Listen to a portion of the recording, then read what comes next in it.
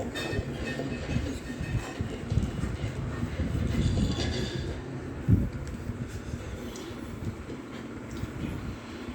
اللہ الرحمن الرحیم نحمده ونصلی علی رسوله الکریم اما بعد.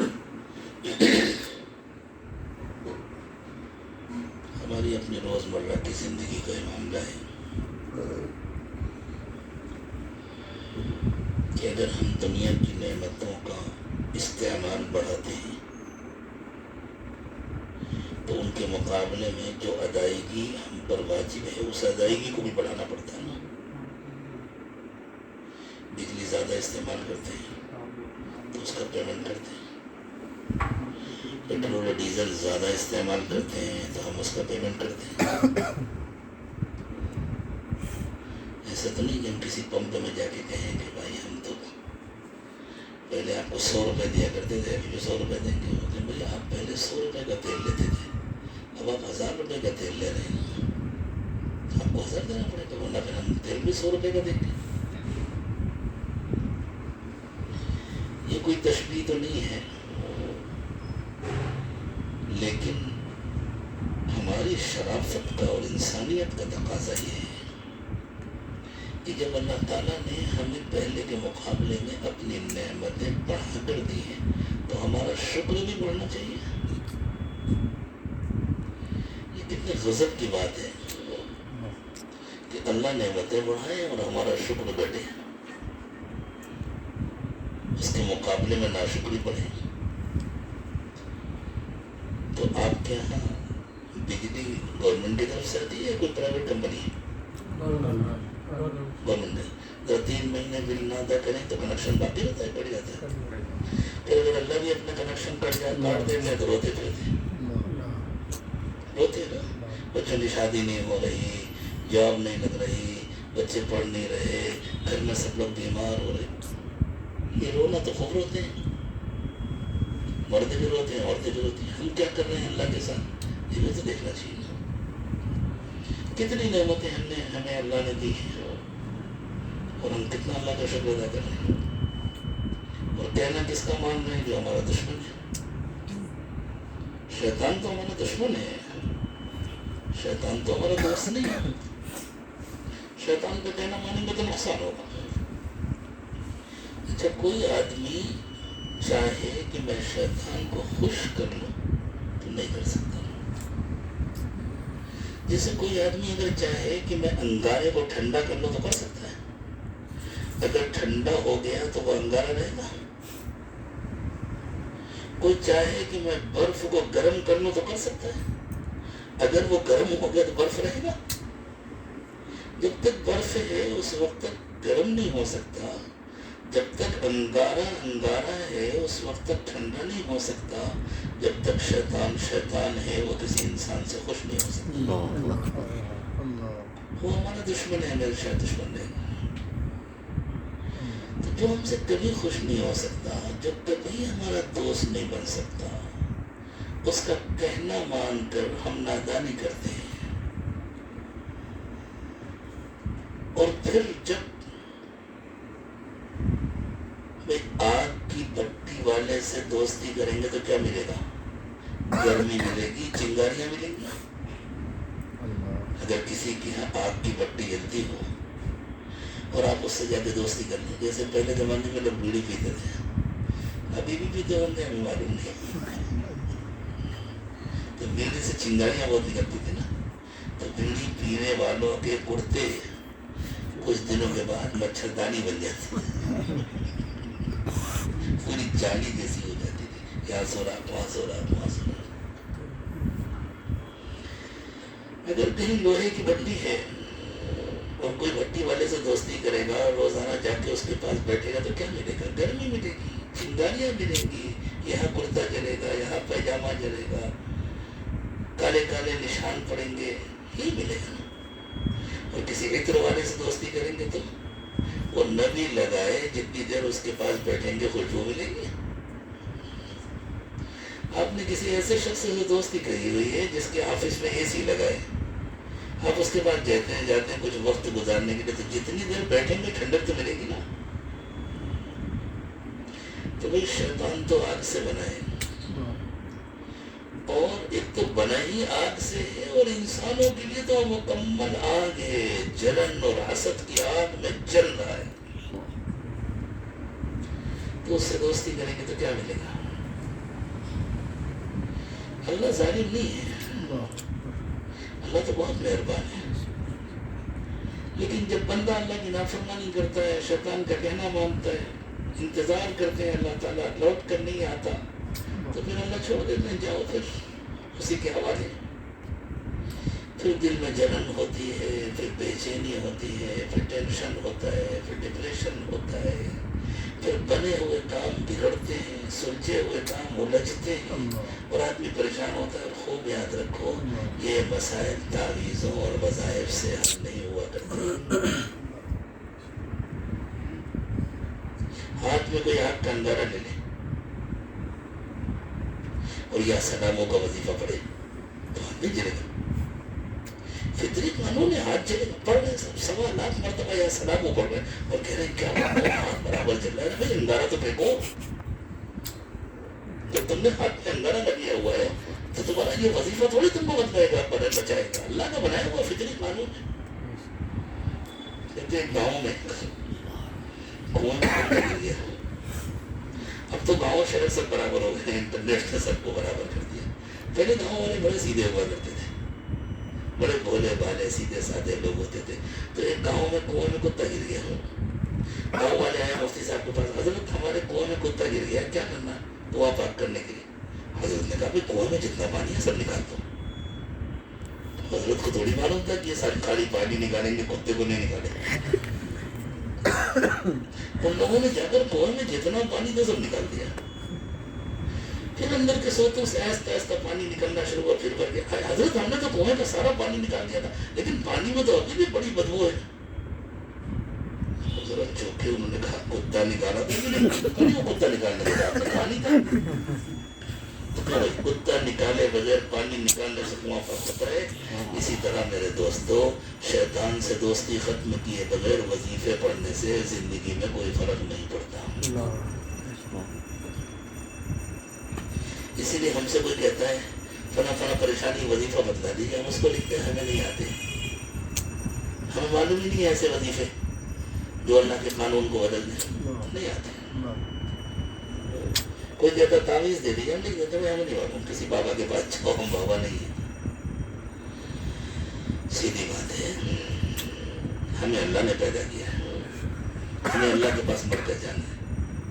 اللہ اپنی نعمتیں دیتے ہیں، اور بے حساب نعمتیں اللہ نے دی ہوئی، ہم سوچ نہیں سکتے اتنی نعمتیں اللہ نے ہمیں دی ہوئی، تو ہمارا شکر بڑھنا چاہیے، ہماری زندگی ناشکری سے خالی ہونی چاہیے۔ بس یہ تصوف اس لوگ سے اور کچھ نہیں چاہا جاتا، یہی چاہا جاتا ہے ہماری زندگی ناشکری سے خالی ہو جائے، ہماری زندگی میں شکر آ جائے۔ اللہ چاہتے ہیں کہ ہم ہر وقت اللہ کو یاد رکھیں، ہم اتنی مشق کر لیں کہ ہمارا دل ہر وقت اللہ کی طرف متوجہ رہا کرے، ہم ہر وقت اللہ کو یاد رکھنے لگے، بس ہو گیا ایمان کامل۔ کہنے میں تو آدھا منٹ بھی نہیں لگا، لیکن کرنے میں آدھی سے زیادہ زندگی لگ جاتی ہے، اس کے بعد بھی مل جائے تو اللہ کی بڑی رحمت ہے، اس کے لیے محنت کریں۔ جیسے میں فلاں جگہ زمین خریدوں گا، گھر بناؤں گا، بن گیا نا، کتنی دیر لگی؟ اب ذرا خریدو جا کے اور بناؤ تو پتہ چلے گا کتنی دیر لگتی ہے، کتنی محنت پڑتی ہے۔ اسی طرح صاحب بڑی آسان بات ہے، ارے قرآن و سنت پہ عمل کر لو۔ ہاں بھائی، ہم بھی تو یہی کہتے ہیں، کتنی دیر لگتی ہے کہنے میں؟ کرنا پڑتا ہے تب پتہ چلتا ہے قرآن و سنت پر عمل ہوگا کیسے۔ جب تک زندگی گناہوں سے خالی نہیں ہوگی، جب تک شیطان سے پیچھا نہیں چھوٹے گا، جب تک دل میں ہر وقت اللہ کی یاد نہیں بسے گی، قرآن و حدیث پر عمل ہوگا کیسے؟ جس طرح کہہ دینے سے گھر بن نہیں جاتا، گھر بنانے کے لیے محنت کرنی پڑتی ہے، اسی طرح کہہ دینے سے عمل نہیں ہو جاتا۔ اللہ میری زندگی کو بھی، آپ کی زندگیوں کو بھی گناہوں سے پاک کر دے، ہماری زندگی سے گناہ ختم ہو جائے، ہم شیطان کا کہنا نہ مانیں، ہم ہر وقت اللہ کا کہنا ماننے لگیں، اس کے بعد تو پھر ایسے دعائیں قبول ہوتی ہیں کہ دنیا تماشا دیکھتی ہے، مانگنے کی بھی ضرورت نہیں پڑتی، اللہ مانگے بغیر عطا کرتے ہیں۔ جو بندہ اللہ سے دل لگا لیتا ہے، جو بندی اللہ سے دل لگا لیتی ہے اور گناہوں سے زندگی کو خالی کر لیتا ہے، جو بھی مرد ہو یا عورت، پھر اللہ اس کے مانگنے کا انتظار نہیں کرتے۔ جیسے کوئی باپ انتظار کرتا ہے کہ میرا بچہ کہے گا تو میں عید میں اس کے کپڑے بناؤں گا، میرا بچہ کہے گا تو میں عید کے لیے چپل لاؤں گا، جوتے لاؤں گا۔ بلکہ کبھی کبھی تو الٹا ہوتا ہے، بچہ نہیں نہیں ابا ضرورت نہیں ہے، خاموش رہو، کیوں ضرورت نہیں ہے، عید کا موقع ہے، نئے کپڑے بنیں گے۔ نہیں ہمارے پاس تو پہلے سے رکھے، ہاں پہلے سے رکھے، پھر کبھی پہننا نئے بنے، دل چاہتا ہے نا بنانے کا۔ یہ اولاد سے محبت ہوتی ہے تو آدمی اولاد کے منع کرنے کے باوجود اس کے ساتھ محبت کا اظہار کرتا ہے، دل چاہتا ہے۔ تو صرف ہم کو اپنی اولاد سے محبت ہے، اللہ کو ہم سے محبت نہیں ہے۔ اللہ کو اپنے بندوں اور بندیوں سے محبت نہیں ہے، اتنی محبت ہے، اتنی محبت ہے کہ ہم سوچ نہیں سکتے، پھر کہنے کا انتظار نہیں کرنا پڑتا، اللہ بغیر کہے عطا فرماتا ہے۔ سوچتا ہے آدمی اور اللہ پورا کر دیتا ہے، لیکن اس کے لیے محنت کرنی پڑتی ہے، زندگی کو گناہوں سے خالی کرنے کے لیے اور دل میں ہر وقت اللہ کی یاد کو بسانے کے لیے محنت کرنی پڑتی ہے۔ اللہ یہ مجھے بھی عطا فرمائے، آپ کو بھی عطا فرمائے۔ جو لوگ سلسلے میں داخل ہونا چاہتے ہیں، توبہ کر کے ایک نئی پاکیزہ ایمانی زندگی کا آغاز کرنا چاہتے ہیں،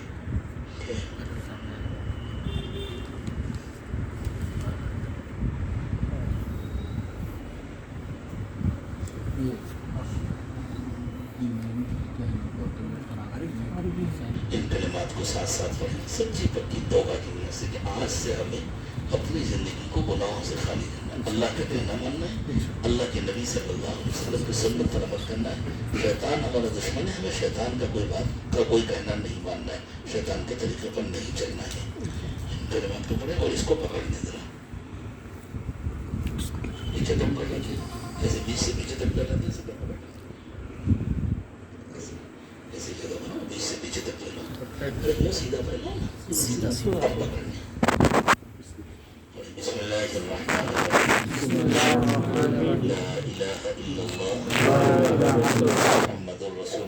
محمد رسول اللہ صلی اللہ علیہ وسلم، آمنت باللہ وملائکتہ وکتبہ ورسلہ والیوم الآخر والقدر خیرہ وشرہ من اللہ تعالی والبعث بعد الموت، آمنت باللہ کما ہوا بأسمائہ وصفاتہ وقبلت جمیع احکامہ، اشہد ان لا الہ الا اللہ واشہد ان محمدا عبدہ ورسولہ، استغفر اللہ ربی من کل ذنب واتوب الیہ برحمتک یا ارحم الراحمین۔ ان کلمات کو پڑھ کر کے آپ سلسلہ عالیہ نقشبندیہ میں داخل ہو گئے۔ اللہ تعالیٰ اس توبہ کو قبول فرمائے۔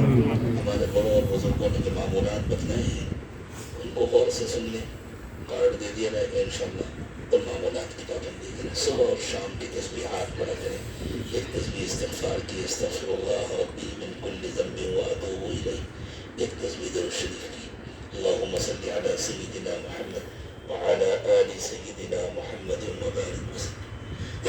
روزانہ کچھ وقت نکال کر قرآن پاک کی تلاوت کیا گیا، ایک پارہ پڑھے تو بہت اچھی بات ہے، ورنہ آسانی کے ساتھ جتنا ہو سکے، لیکن کچھ وقت نکالیں، روزانہ قرآن کی تلاوت کریں۔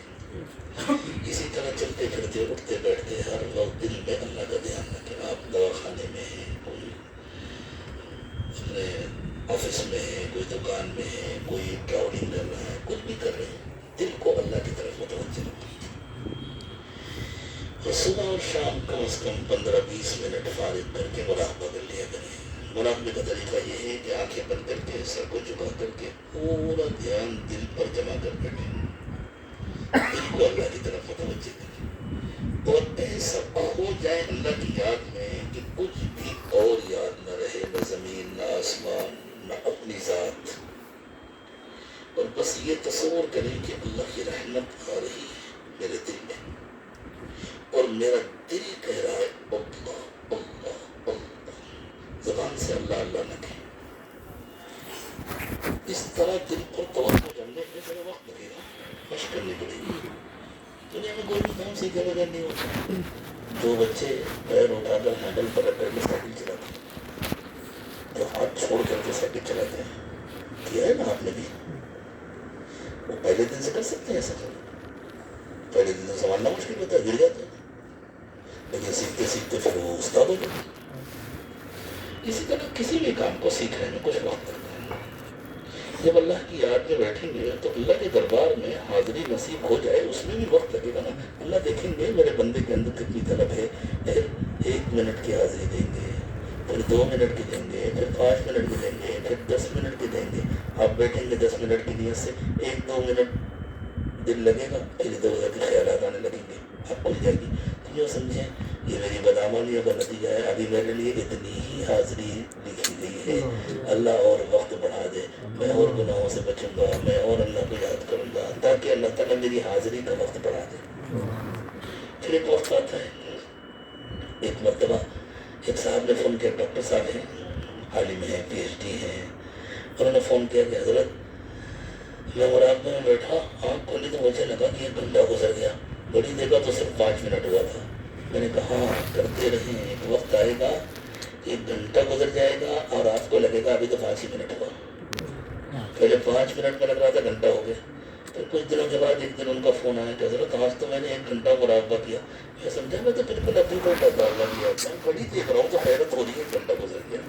ایسی ہوتا ہے پھر اللہ کی یاد میں ایسا مزہ آتا ہے کہ راتیں گزر جاتی ہیں پتہ نہیں چلتا۔ اور مہینے میں 1 مرتبہ اپنے حالات کی اطلاع کریں۔ جو کارڈ آپ کو دیا جائے گا معمولات کا، اس میں واٹس ایپ نمبر لکھا ہوا ہے۔ کال تو نہ کریں، کوئی بہت مجبوری ہو تو الگ بات ہے، ورنہ کال ریسیو کرنا مشکل ہوتا ہے۔ واٹس ایپ پر لکھیں اپنے حالات، اردو آپ لکھ سکتے ہیں تو اردو میں لکھیں، ورنہ رومن اردو میں لکھیں، انگریزی حروف میں اردو میں لکھیں، صاف صاف لکھیں، لیکن اسمال لیٹر میں لکھیں، کیپٹل لیٹر میں نہ لکھیں۔ کیپٹل لیٹر میں کوئی لکھتا تو ایسا لگتا ہے چیخ کر بات کر رہا، اسپیس دے کر صاف صاف لکھیں، اور جب بھی لکھیں تو اپنا نام اور اپنے شہر کا نام ضرور لکھیں ہر میسج میں۔ ویسے بھی کوئی شریف آدمی گمنام خط نہیں لکھتا، یہ گمنام خط لکھنا شرافت کی بات نہیں، صاحب میسج دے دیا اور پتہ ہی نہیں کس نے بھیجا، کہاں سے بھیجا، یہ تو شرافت کی بات نہیں، تاکہ آپ کے نام کے ساتھ بار بار پلٹ کر نہ دیکھنا پڑے۔ وہ 2 مہینہ پہلے ان کا میسج آیا تھا، اس میں نام تھا، ہم اتنی دیر دیکھ رہے ہیں، تو پھر کوفت ہوگی، اور اس کوفت کا آپ کو نقصان ہوگا۔ جب آپ کا سلیقے سے میسج لکھا ہوگا، نام بھی لکھا ہوگا، پڑھتے ہی پوری بات سامنے آ جائے گی تو دل میں خوشی ہوگی، اس خوشی کا آپ کو فائدہ ہوگا۔ ٹھیک ہے، اتنا کریں اور پھر اپنی زندگی میں تبدیلی دیکھیں انشاءاللہ۔ گناہوں سے بچنے کی پوری کوشش کریں، خدا نہ خواستہ کوئی گناہ ہو جائے فوراً توبہ کریں، فوراً اللہ کو یاد کریں، اللہ غلطی ہو گئی معاف کر دیجیے، بس دعا فرمائیں۔ سبحان ربی العلی العظیم، اللہم صل علی سیدنا محمد وعلی آل سیدنا محمد وبارک وسلم۔ اے اللہ ہم آپ کے عاجز اور کمزور بندے اور بندیاں ہیں، ہمارے حال پر رحم فرمائیے، اللہ ہمارے گناہوں کو معاف فرمائیے، اللہ بچی ہوئی زندگی کو پچھلی زندگی کا کفارہ بنا دیجیے، آنے والے وقت کو پچھلے وقت سے بہتر بنا دیجیے، اللہ آپ ہم سے راضی ہو جائیے، اپنے رضا والے کام کرنے کی توفیق عطا فرمائیے، اپنی ناراضگی سے اور ناراضگی کے اسباب سے ہماری حفاظت فرمائیے۔ اللہ شیطان ہمارا دشمن ہے، نفس شیطان کا کہنا مان لیتا ہے، اللہ نفس کو شیطان کی فرمانبرداری سے بچا دیجیے، اللہ ہمارے نفس کو پاک و صاف کر کے نفس مطمئنہ بنا دیجیے، اور اللہ شیطان سے آپ ہماری حفاظت فرمائیے۔ اللہ شیطان ہمارا بھی دشمن ہے، آپ کا بھی دشمن ہے، اللہ اپنے فضل سے کرم سے شیطان سے ہماری حفاظت فرمائیے۔ اللہ اب تک شیطان کا کہنا ماننے کی وجہ سے جو مصیبتیں آئیں ان کو دور فرما دیجیے، جو پریشانیاں آئیں اللہ ان پریشانیوں کو ختم کر دیجیے، اللہ الجھے ہوئے کاموں کو سلجھا دیجیے، بگڑے ہوئے کاموں کو بنا دیجیے، پریشانیاں دور فرما دیجیے، بیماریوں سے بچا دیجیے، اللہ جو بیمار ہیں انہیں شفا عطا فرمائیے، اللہ جن بیماروں کو نام لکھ کر کے بھیجا گیا، جن پریشان حالوں کا نام لکھ کر بھیجا گیا، اللہ سب کے کے حالات ہم سے زیادہ آپ کو معلوم ہیں. اللہ سب کی جائز تمنا ہے مرادیں پوری فرما دیجیے. اللہ تمام بیماروں کو کامل شفا عطا فرمائیے. بچوں اور بچیوں کی اچھی تعلیم و تربیت کا انتظام فرمائیے. ان کے لیے اچھے اور مناسب روزگار کا انتظام فرمائیے. اچھے اور مناسب رشتوں کا انتظام فرمائیے. ان کو خوشیوں بھری زندگیاں عطا فرمائیے. اللہ جو بے اولاد ہیں ان کو نیک و صالح اولاد عطا فرمائیے. جتنے پریشان حال ہیں سب کی پریشانیاں دور فرما دیجیے. اللہ جن کے رشتے پہلے ہو چکے ہیں ان کی زندگیوں کو بھی خوشیوں سے بھر دیجیے. آپس کے اختلافات کو دور فرما دیجیے. گھروں میں پیار و محبت کی زندگی عطا فرمائیے. اللہ اٹھنے سے پہلے ہم سب کی مغفرت فرما دیجیے. ہم سب سے راضی ہو جائیے. اللہ ہماری آخرت ہماری دنیا سے بہتر بنا دیجیے اور ہمارے باطن کو ہمارے ظاہر سے بہتر بنا دیجیے. ہر وقت اپنی یاد اور اپنا دھیان نصیب فرمائیے. وصلی اللہ تعالی علی خیر خلقہ محمد وعلی آلہ واصحابہ اجمعین برحمتک یا ارحم